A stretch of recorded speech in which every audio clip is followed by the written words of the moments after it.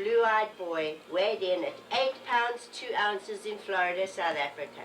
Although Florida, South Africa is not as exotic or renowned a place as Florida, Miami, for this young warrior, the streets were lined with gold.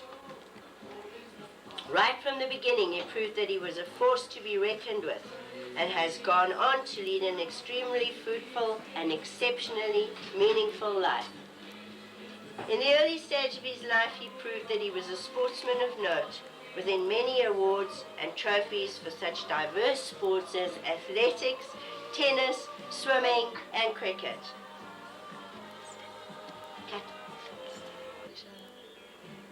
At the same time, he was always an A student at school. Started playing in a band just for the challenge, bought himself a 50cc item motorbike, and soon became the local heartthrob amongst all the girls. But he had no time for frivolous things such as girls. At the tender age of 17, he went off to Detroit, from Heilbronn to Homecoming King, and to the prom. And then returned to South Africa with a political career in mind, but decided that he'd make a far better living as a band member. So started the Maltoggery Four.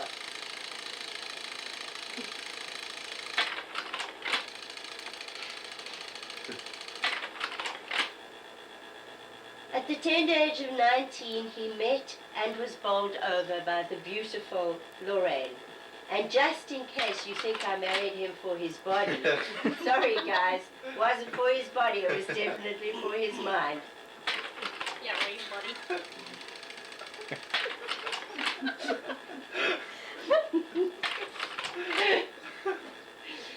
The band went on from success to success.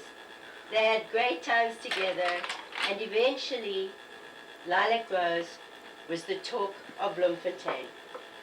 In 1973, they recorded Hey Little Girl.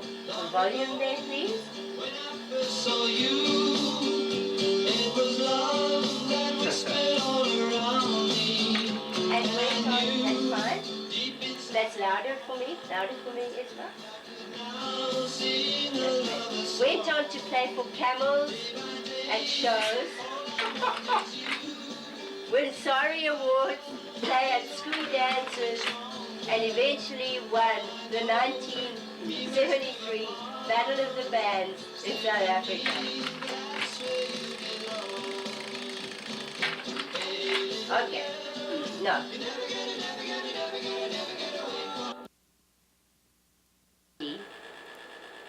Lee and Lorraine got married at the age of 23. In the meantime, he carried on studying and eventually graduated from university with an honors degree in 1974. This one should be there now already.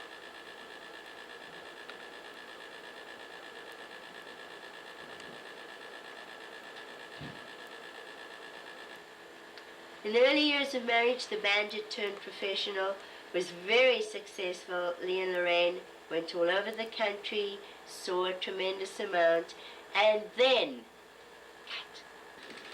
sorry, oh, why did I press that? That was the picture we wanted. Okay.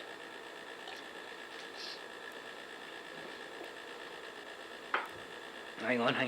Right, okay. 3, 2, 1. He doesn't see me when I say that. And what, he's stopping it when you say cut and it's going to be on the video. It's going to be on the video. Cut will be on it, but that's okay. Okay. That's okay. It's not professional anyway, right? It's just for a laugh. It's just as a memory. Right. Oh my God. Now. What the hell? Oh, this is the ads. This That's is so the flashing, ads. whatever they Yeah. call those things. Started his own advertising company. They handled major accounts like Nissan and did some very, very innovative and different advertising. The best was changing the waterfall to orange. He then went on to Advertising Awards, honoring excellence in advertising.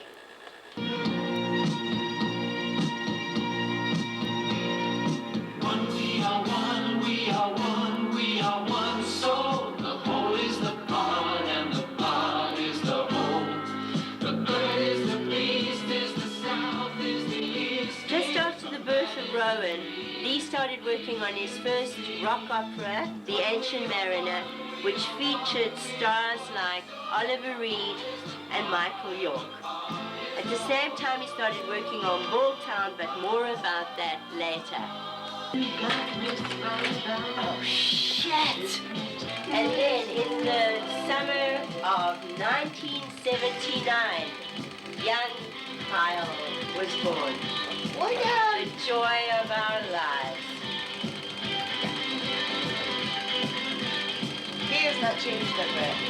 Look at the face. He's got With all the responsibilities of bringing up children, advertising, writing records, writing books, Lee and Lorraine still found time to have fun. Went to a few fancy dress parties. He looks quite Arabic there. And here we have the Rocky Horror Show. Can't see too much of it, but that's what we look like at the Rocky Horror Show. You didn't get it. Well, He has always loved to travel, and he made sure that wherever he went, he took his family. Epcot Center, Disneyland. He even took them to SeaWorld to watch Kiko. There he is on the Intrepid in New York.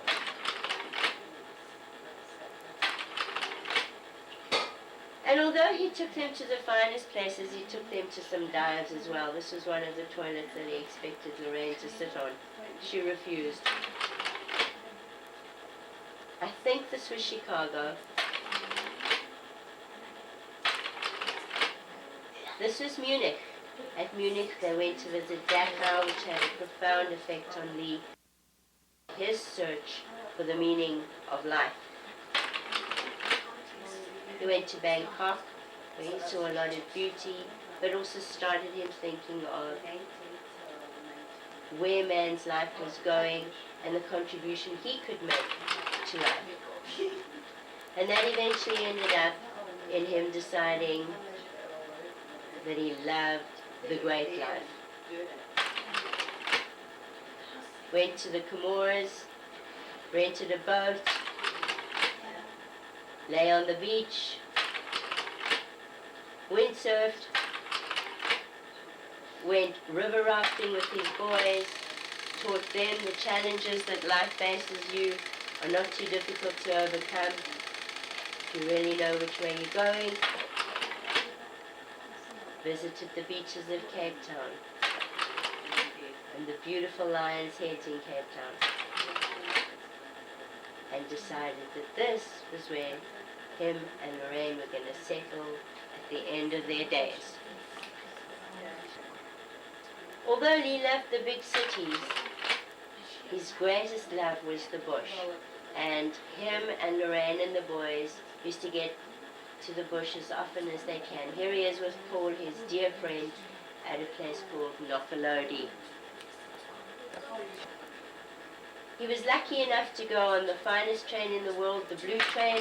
Him and Lorraine went on a trip from Johannesburg to Cape Town and lived the life of luxury for a week on the finest train in the world. He has a holiday place in Whistler where he takes his boys every year, and they have the most wonderful skiing vacations. And these are the things that are dear to Lee.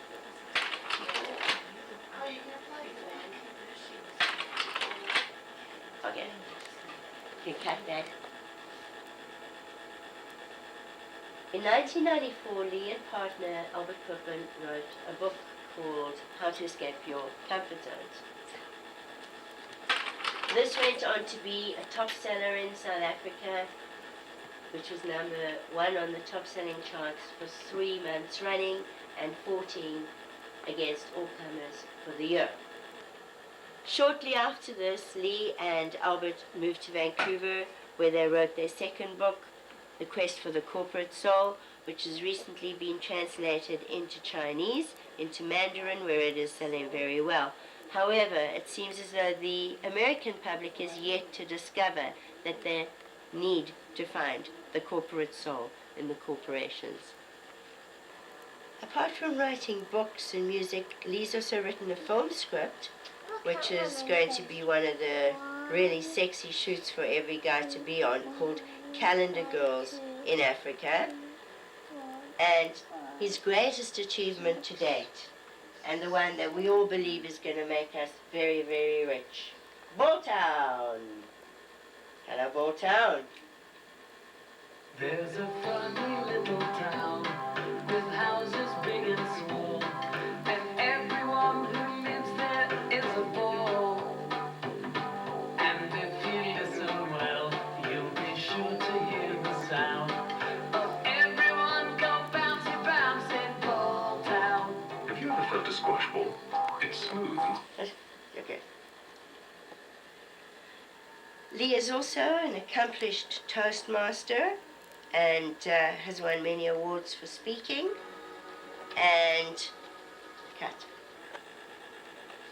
He's always loved beautiful things in life. He provided a beautiful home for his family. This was his bar. His bar was bigger than our current lounge, dining room, and kitchen put together. This was his lounge, which overlooked his pool, and we spent many wonderful party evenings jumping from the window into the pool. He loved fishing. He didn't catch many, but this was one of the great ones he caught, the Dorado in Mauritius. He was a great husband, a mentor, a teacher, Robin Hood and Maid Marian there. He was a wonderful father, and still is a wonderful father. Played cricket with Kyle. I think Kyle bowled him that day. He's been working for the BC Lions and achieved some wonderful results, becoming a designer in his own right. The lion in the football is probably the finest design he's ever created. He's met some wonderful friends. Right, we'll go. Okay, 3, 2, 1. He's met great friends. As you can see, he's still a guy for the girls, but a hell of a cook when he's outdoors. He's gone back to boating. He's pretty hot on the tube. And he's taught Lorraine how to shower in the bush. Apart from that, he took her to San Francisco this year. But the greatest thing in his life right now is his new little guy, Kevin. Oh. To Kevin, Lee is the new hero. But Lee has always been a hero. Cut. To Kevin, Hoover took his 2 boys fishing. I don't think anybody caught anything that day. Loved his dogs. Cut. Again, Lee has this dream to sail around the world. This is the one that we went on in the Comores. It was a pretty big tricameron that slept 12. It looks pretty good behind the wheel there. This is the only boat we now have, but we hope that one day we can progress beyond that.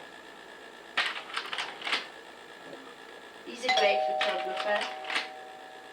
I heard the bell.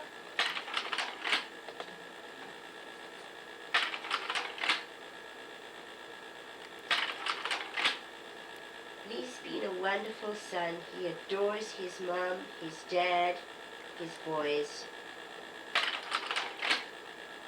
This is Mum Daphne and Grandpa Eddie.